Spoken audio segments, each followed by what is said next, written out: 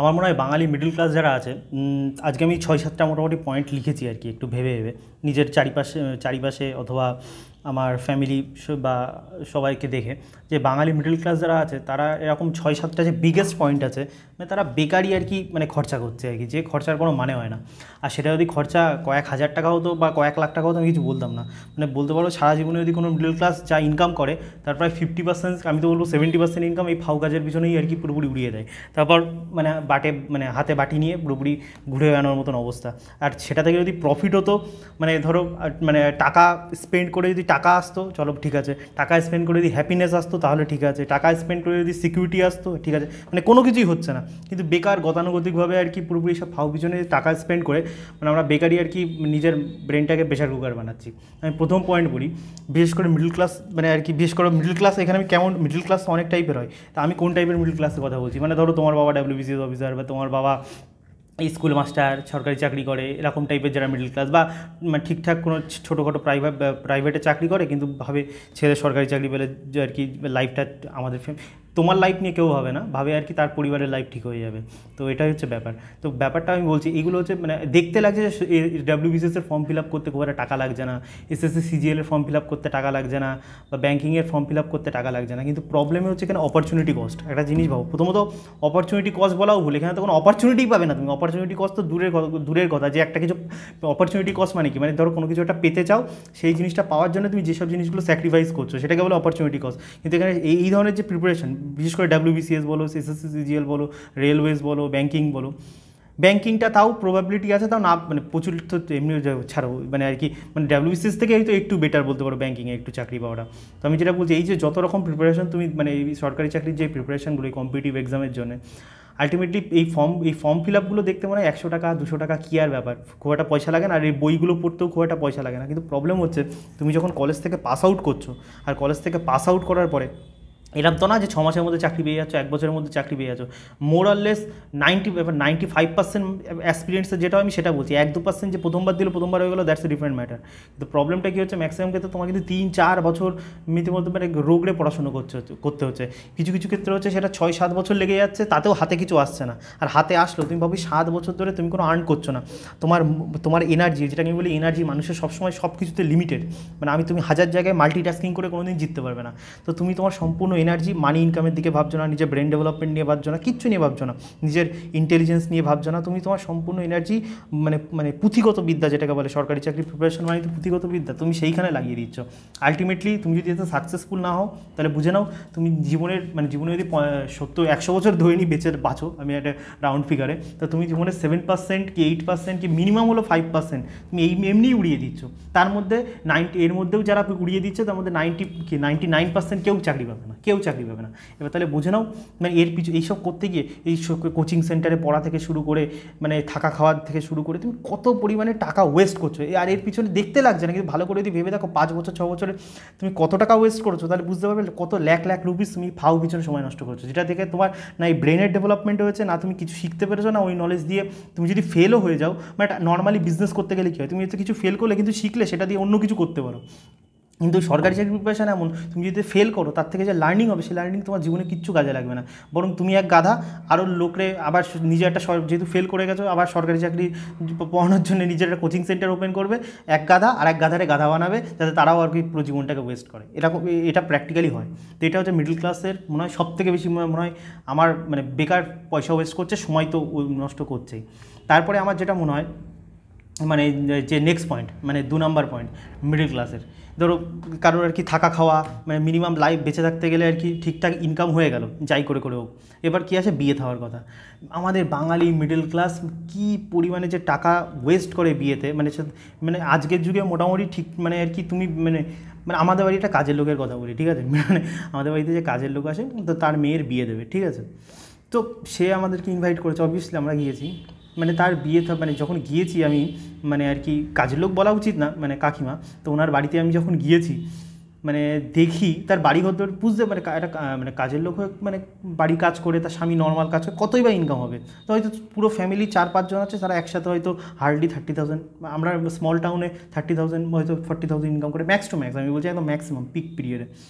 সে তার মেয়ের বিয়ে দিয়েছে, মেয়ের বিয়েতে নিয়ার অ্যাবাউট আমি মানে আইডিয়া যতটুকু বললাম, খাওয়া দাওয়া যেমন দিয়েছে, যেমন করে লাইটিং করেছে, 10 লাখ রুপিস মিনিমাম খরচা করেছে, 10 লাখ।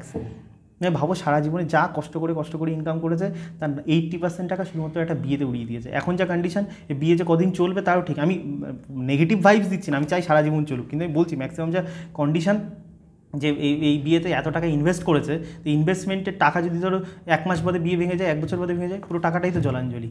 আর এটা আমি শুধু মানে ওদের ক্ষেত্রে বলছি না, মিডল ক্লাসের ক্ষেত্রে মানে আর কি। তারপরে আমার মায়ের একটা WBCS অফিসার আছে, WBCS অফিসার রিটায়ার হয়ে টাকা পায়, টাকা মানে মানে প্রভিডেন্ট ফান্ডে কত টাকা পায়। সে তার মেয়ের বিয়েতে প্রায় নিয়ার অ্যাবাউট 30 লাখ কি 40 লাখ স্পেন্ড করে দিয়েছে, তার একমাত্র মেয়ে বলে।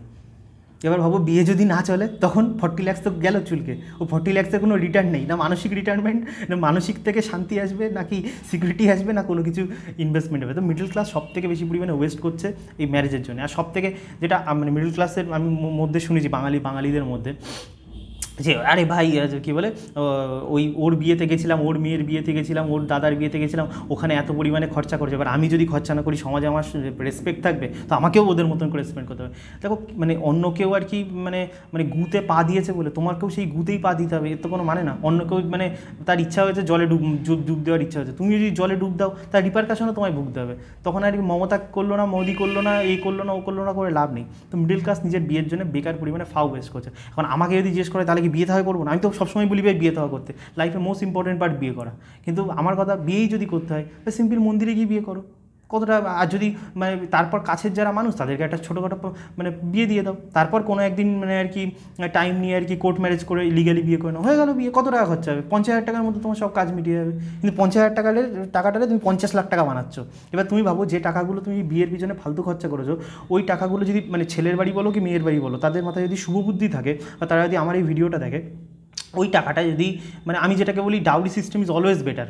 কেন বেটার? আগে খিস্তি মারার আগে আমার কথাটা শুনে নাও। ডাউরি সিস্টেম কেন মানে আমার কাছে ডাউরি মানে আমি বলতে চাই যে ছেলের বাড়ি থেকেও ডাউরি দেবে, মেয়ের বাড়ি থেকেও ডাউরি দেবে। মানে ধরো ছেলের বাড়িও একটা ফিক্স থাকে যে ছেলের বিয়ের জন্য এত পরিমাণে খরচা করবো, মেয়ের বাড়ি থেকেও একটা ইয়ে থাকে মেয়ের বিয়ের জন্য আমি এত পরিমাণে খরচা করবো। তো এই টাকাটাই ফাও বিয়ের পিছনে খরচা না করে ওই ছেলে মেয়েদের যদি ধরো ছেলেমেয়েরা যদি লাইফে কোনো কিছু মানে আমাদের প্রবলেম কী হচ্ছে যে আগে ছেলেটা বিশাল কিছু ছিঁড়বে, 1 লক্ষ টাকা 2 লক্ষ টাকা কামাবে, হয়তো মেয়ের বাপ কিছু কামায় না, কিন্তু ছেলে আগে 2 লক্ষ টাকা কামাবে, তারপর আমার মেয়েকে আমি বিয়ে দেবো। মেয়ে মানে এরকম ভুংচুং কাজ আর কি। কিন্তু যে পরিমাণে তারা বিয়ের জন্য ফাও খরচা করে বেড়াচ্ছে, ওই টাকাটা যদি দুজনে কাপলদের নামে দিয়ে দেয়, তারপর তারা লাইফ ছিড়ুক কি বিরুক তাদের ব্যাপার। আর 18 যখন সে ভোট দিতে পারছে তখন সে লাইফে কী করতে হবে তাদের তুমি মানে নিজের ছেলেকে যদি বিশ্বাস না করো যে টাকা দিয়ে, তাহলে বুঝো তুমি মানে বাবা আমাদের কথা বলছি কীরকম পরিমাণে ছেলেদের মানুষ করেছো, যে নিজের টাকা পয়সা দিয়ে মানে ছেলে 30 বছর হয়ে গেছে এখন তুমি বিশ্বাস করতে পারছো না ছেলে তোমার টাকাটাকে সঠিকভাবে ইনভেস্ট করবে না করবে। তো আলটিমেটলি ওই টাকাগুলো যদি ছেলেদের মানে জীবনটা গড়ানোর জন্য করে দাও বেটার।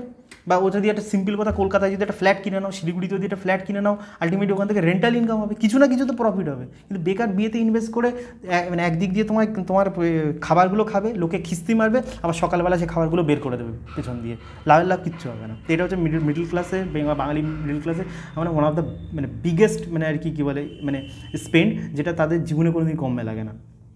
তারপরে আরেকটা জিনিস আমি জেনে দেখেছি মানে আমি মানে অনার্স মানে আমি কোনো কলকাতায় কিছু প্রিমিয়াম ইনস্টিটিউটস আছে যেখানে আমাদের নেতাজি সুভাষচন্দ্র বোস পড়াশোনা করেছে, স্বামী বিবেকানন্দ পড়াশোনা করেছে, আচার্য প্রফুল্লচন্দ্র রায় পড়াশোনা করেছে, এটা জগদীশচন্দ্র বসু পড়াশোনা করেছে, ঠিক আছে আমি সব মানছি, কাউকে আমি অস্বীকার করছি না, দে আর লেজেন্ড পিপল।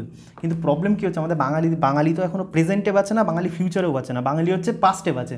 তো আমাদের আমি দেখেছি এই বিশেষ করে মফস্বল এলাকার লোকেরা, নর্থ বেঙ্গলের মানুষেরা বলো বা সাউথ বেঙ্গলের যারা মফস্বল এলাকার মানুষেরা, তো তাদের মধ্যে একটা অদ্ভুত মানে অনার্স যখন করবে মানে আমি কোনো ইউনিভার্সিটির নাম নিচ্ছি না, তোমরা সবাই বুঝে যাবে যে আমি কাদের কথা কলকাতায় যেসব প্রিমিয়াম আজ থেকে 100 বছর 200 বছর আগেকার ইনস্টিটিউট, আমি সেসব ইনস্টিটিউটের কথা বলছি। মানে সেইখানে তারা অনার্স করে নিজেকে একটা কী বিশাল কিছু করে আমি নিজের দায়িত্ব নিয়ে বলছি, তোমার ছেলে ওই বেকার নর্থ বেঙ্গল থেকে কষ্ট করে কলকাতায় এসে 1 বছর 3 বছর থাকবে, পয়সা কড়ি খরচা হবে, যাতায়াতের খরচা, থাকা খাওয়ার খরচা, আলটিমেটলি শরীরটা নষ্ট হবে, ব্রেন নষ্ট হবে, আর কিচ্ছু হবে না। এইসব প্রিমিয়াম ইনস্টিটিউট শুনতেই লাগছে প্রিমিয়াম, আপনার ছেলে ওই প্রিমিয়াম ইনস্টিটিউটগুলো থেকে পড়ে ওই যেখানে মানে কী বলে আর বড় বড় খ্রিস্টান নাম থাকলেই তো আমরা ভাবি সেন্ট উইলিয়াম নাম থাকলে আমরা কী না কি একটা বিশাল ব্যাপার, বা এই ধরনের ইনস্টিটিউটগুলো থেকে পড়ে যেগুলো কলেজ স্ট্রিটে আছে, অনেক জায়গায় আছে, আমি বলছি না নামগুলো, তো ওখানে পড়ে আপনার ছেলে জীবনে কিচ্ছু ইনকাম করতে পারবে না, কিচ্ছু ইনকাম করতে পারবে না।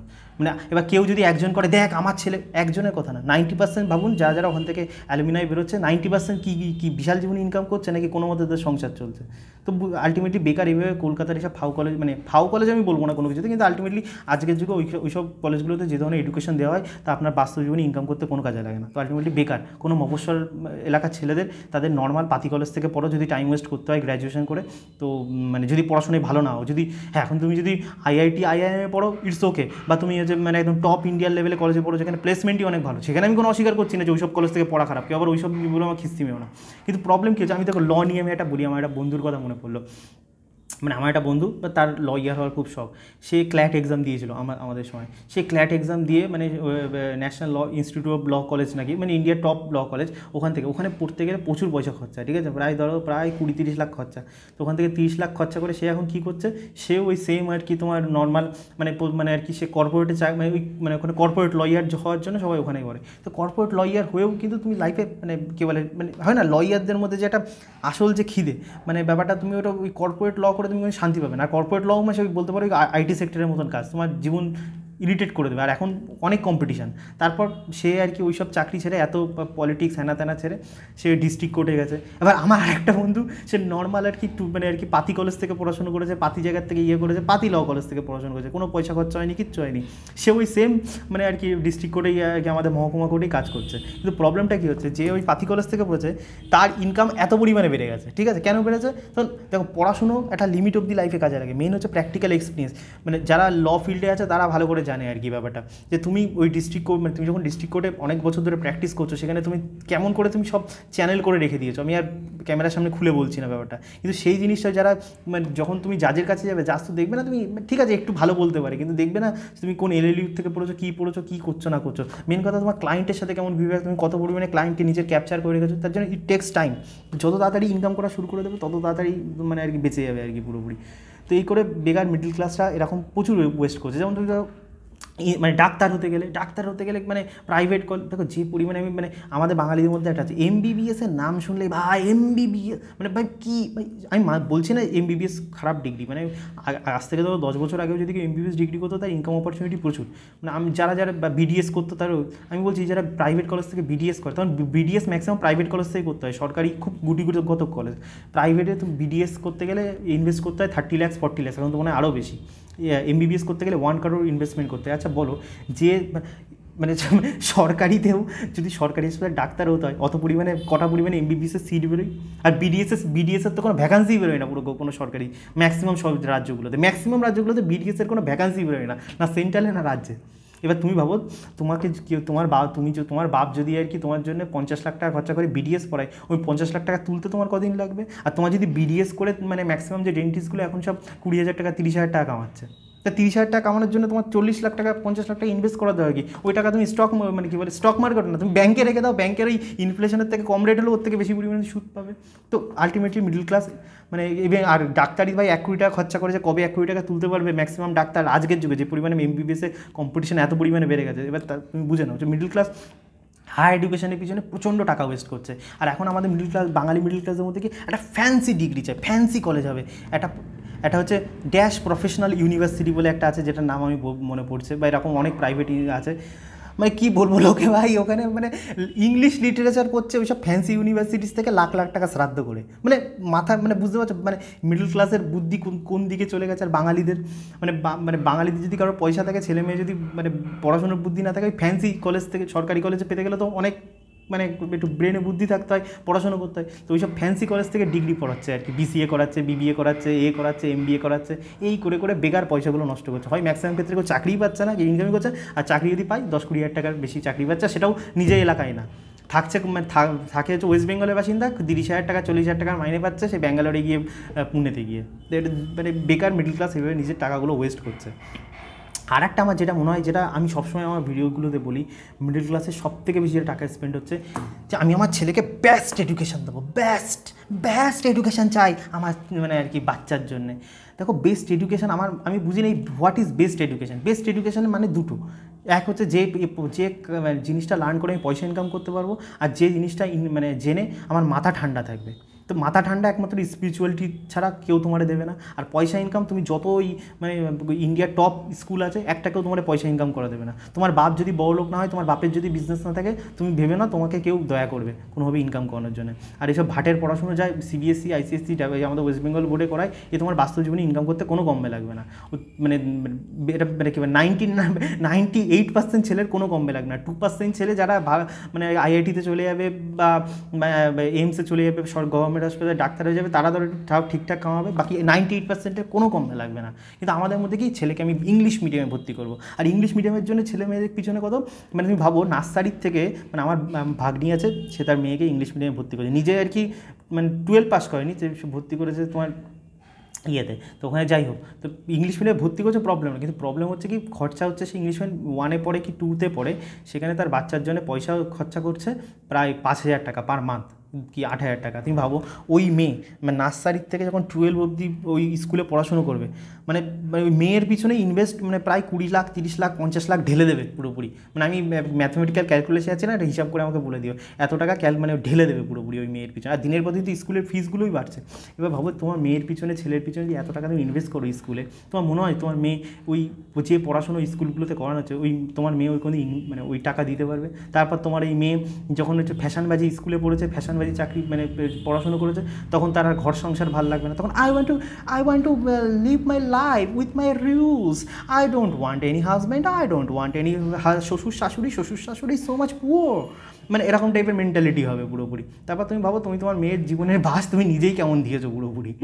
আরেকটা যেটা মিডল ক্লাসের সবথেকে বড় প্রবলেম, আমার যেটা মনে হয় বিগেস্ট প্রবলেম, মানে আর কি, এবার আমি সবসময় বলি নিজের যা অকাত সবসময় তার থেকে বেশি ভাবো, কিন্তু বেশি ভাবা আর সেটার জন্যে মানে ভুলভাল খরচা করা, এটার মধ্যে একটা অদ্ভুত টাইপের পার্থক্য। মানে মিডল ক্লাসের মানে ধরো ইনকাম করছে 10,000 টাকা 20,000 টাকা, ফোন কিনছে আইফোন, মানে বা ইনকাম করছে আর কি ধরো 10,000 টাকা 20,000 টাকা কি 30,000 টাকা, সে বাইক কিনছে হচ্ছে তোমার রয়্যাল এনফিল্ড বা তার থেকেও দামি দামি বাইক যেগুলো আছে এরকম টাইপের কিনছে। মানে প্রবলেমটা এখানে মানে তুমি এখানে হয় না, মানে জিতনা চাঁধারে উতনাই মানে আর কি উতারো, মানে আমি বলছি এর থেকে বেশি করো তাতে প্রবলেম নেই, কিন্তু সেটা হচ্ছে যাতে তোমার আর্নিং পোটেনশিয়াল বাড়ে সেইটা নিয়ে ভাবো। কিন্তু আমরা কী করছি, মানে তুমি ভাবো আইফোনের দাম প্রায় 1.5 লক্ষ টাকা, মানে যে 20,000 টাকা ইনকাম করে সেই 1.5 লক্ষ টাকা ইনকাম মানে করতে 6 মাস দিয়ে দিতে হবে পুরোপুরি।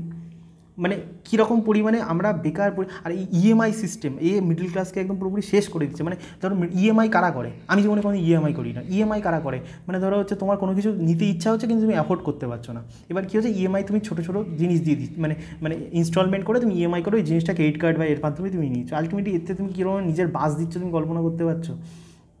মানে আলটিমেটলি তোমার মধ্যে শেখানো হচ্ছে তোমার অকাত নেই তো ঠিক আছে, অকাতের জন্য কী করতে হয়, মানে নর্মালি আগেকার যুগে মানুষ কী করতো, অকাত যদি বাড়াতে হয় সে বিজনেস নিয়ে ভাবতো, সে ইনকাম পোটেনশিয়াল নিয়ে ভাবতো, সে আরও কী করে ইনকাম করতে পারি। কিন্তু আমাদের মাইন্ডটাকে কতটা পরিমাণে মানে মানে মানে এরিয়াটাকে ছোটো করে দিচ্ছে যে তুমি অ্যাফোর্ড করতে পারো না কোনো ব্যাপার না, ঠিক আছে তুমি 10,000 টাকা কামাও, তুমি 20,000 টাকা কামাও, চলো প্রত্যেক মাসে 5,000 টাকা দাও, আর বাদ বাকি 15,000 টাকা দিয়ে কুত্তার মতন সারা মাসটা কাটাও, কম খেয়ে কম পড়ে কম হ্যাপিনেস নিয়ে থাকো, বাদ বাকি 5,000 টাকা দিতে থাকো।